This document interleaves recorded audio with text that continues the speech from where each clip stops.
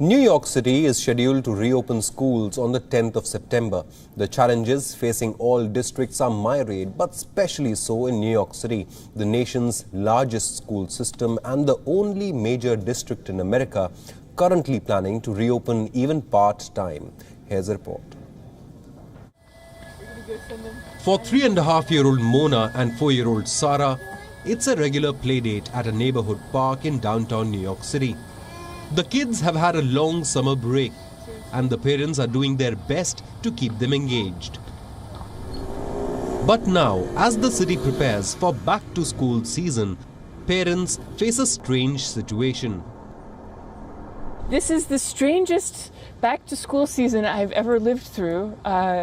It's missing a lot of the things that I remember most about back-to-school. Like at this time we would be going shopping for a new backpack and school supplies, and we would be getting to know the way to school. We would be talking about what's going to be happening in school, and we'd be looking forward to meeting her teachers and her classmates.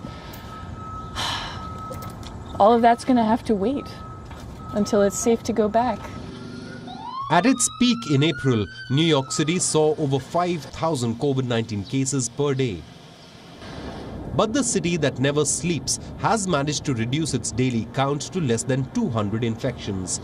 Yet, New York is at the risk of an uptick in cases as schools reopen and cold weather approaches. Something which has made parents reluctant to send their kids back to school.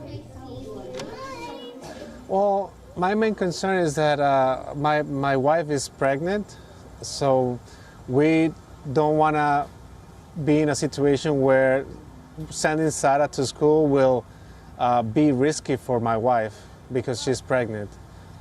So that's the one most important concern for us as a family. My biggest concern, honestly, is not for Mona's safety, but for the safety of the teachers and the other staff, and that they feel ready. I understand why they're scared, and of course we all very much want to go back to school, but we're not ready to do it until the teachers are ready.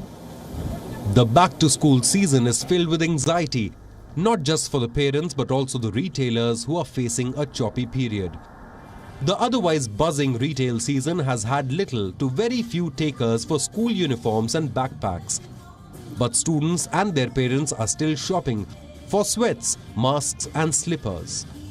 Number one, it's comfort wear. You see here how we have these great looking bright colors in pants and sweats and so on, and that's really taking the place of a lot of denim that has been purchased in prior years.